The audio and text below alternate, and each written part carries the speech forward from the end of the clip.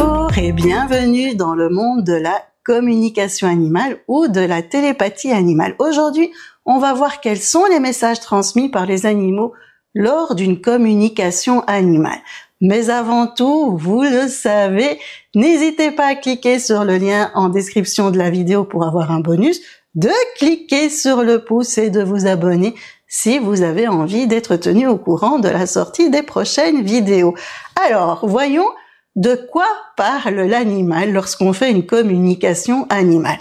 Je suis certaine que la majorité d'entre vous se dit « Ah, mais l'animal, il parle de son humain. Il parle de tout l'amour qu'il a pour son humain. » Est-ce que vous pensez que là, c'est vraiment l'animal qui parle ou alors c'est l'envie de l'humain? L'envie de l'humain qui est que son animal soit bien, et ça c'est génial, mais surtout que son animal le trouve génial et soit en amour pour lui. Eh bien, je vais vous décevoir parce que je fais de la télépathie animale depuis 2013 et la majorité du temps, les animaux ne parlent pas de l'amour pour leurs humains. Et non, la majorité du temps, les animaux vont transmettre des messages en fonction de leurs besoins du moment. Alors c'est vrai qu'il peut y avoir une notion par rapport à leur humain, si jamais l'humain ne se sent pas bien, par exemple, s'il y a un changement dans leur vie, ils vont dire il y a quelque chose qui cloche là, il y a quelque chose qui va pas avec mon humain, mais en règle générale, ils vont dans leurs préoccupations du moment et dans leurs besoins du moment. Et en fonction de l'espèce, eh bien, j'ai remarqué qu'il y avait quand même des besoins très spécifiques et que beaucoup me demandent les mêmes choses pour le chien, le chat et le cheval, par exemple. Alors, quand je fais des communications animales avec les chiens, il y en a beaucoup. Ça ne veut pas dire tous, mais beaucoup qui se plaignent qu'il y a un manque de clarté. Ça veut dire quoi, ça, un manque de clarté? Ça veut dire que leur humain ne sont pas clairs avec eux. Il y a beaucoup de chiens qui se disent « mais qu'est-ce qu'on attend de moi ?» En fait, souvent, nous, on pense que quand un chien arrive à la maison, le chien, il connaît les règles de la maison, que c'est très clair. Mais pas du tout, hein. Ce n'est pas clair du tout pour un chien. Comment, lui, quand il arrive à la maison, il va savoir que pour vous, il a le droit d'aller sur le canapé, que pour un autre, il n'a pas le droit d'aller sur le canapé. Il ne sait pas du tout ce qui est bien et ce qui n'est pas bien. Et ce qu'on fait souvent en tant qu'humain, c'est qu'on crie sur le chien quand ce n'est pas bien, parce que pour nous, ça nous semble très normal, c'est logique, mais pour le chien, c'est pas logique du tout. Il est pas clair, c'est pas clair pour lui ce qui est bien et ce qui n'est pas bien. On crie tout le temps pour dire ce qui ne va pas, mais on lui signifie pas ce qui va bien. Et donc c'est là le manque de clarté. En fait, on se trompe. Ce qu'il faut faire pour un chien, c'est lui expliquer ce qui est bien. Et il comprendra très vite que ce qu'il fait pour certaines choses ne sont pas bien.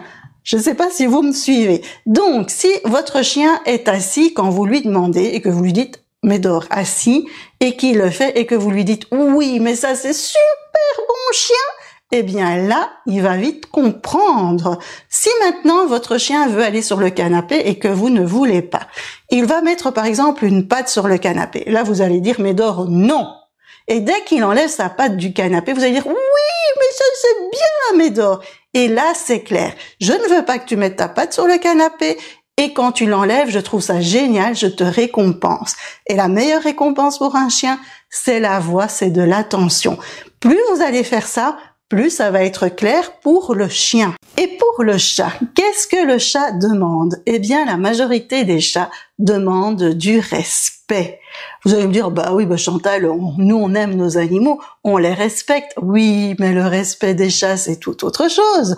Si vous avez un chat, vous savez bien que c'est particulier quand même. Et comment est-ce que l'on marque son respect au niveau des chats?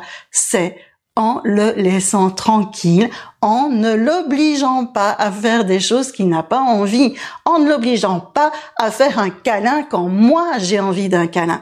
Ah non, avec les chats, c'est pas comme ça que ça fonctionne. Il faut attendre que monsieur ou madame ait envie de son câlin et là, on fait un câlin. Quand monsieur ou madame est couché, on ne va pas le déranger. On le dérange que si il fait un petit un petit mouvement sur le côté, comme ça, s'il se couche pour montrer, viens, tu peux venir me caresser. Et là, à partir de ce moment-là, si vous faites ça, la majorité des chats va se sentir respecté et il va y avoir une nouvelle connexion entre vous.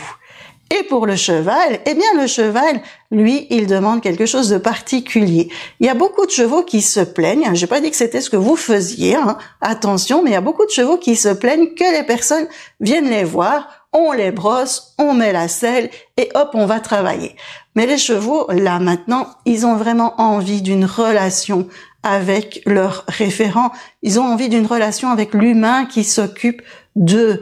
Et donc pour cela, c'est parfois rester juste à côté de son cheval sans rien faire. C'est parfois juste le brosser tout simplement. C'est aussi, avant de travailler, faire des choses amusantes, travailler et terminer par des choses amusantes, mais c'est surtout la grande demande des chevaux, c'est faire du travail au sol. Parce que faire du travail au sol avec un cheval, c'est juste extraordinaire. Ça va permettre de créer une connexion avec lui. Vous allez savoir comment votre cheval réagit, et lui, il va comprendre comment vous réagissez. Vous allez vous comprendre, et lorsque tout à coup vous avez envie de monter avec lui, de monter sur son dos, il y aura une toute autre connexion. Et ça, c'est vraiment la grande demande des chevaux. Alors maintenant que vous connaissez les grandes demandes des animaux, eh bien, il n'y a plus qu'à. Je vous laisse vivre des moments magiques avec vos animaux et on se retrouve dans une prochaine vidéo. À bientôt!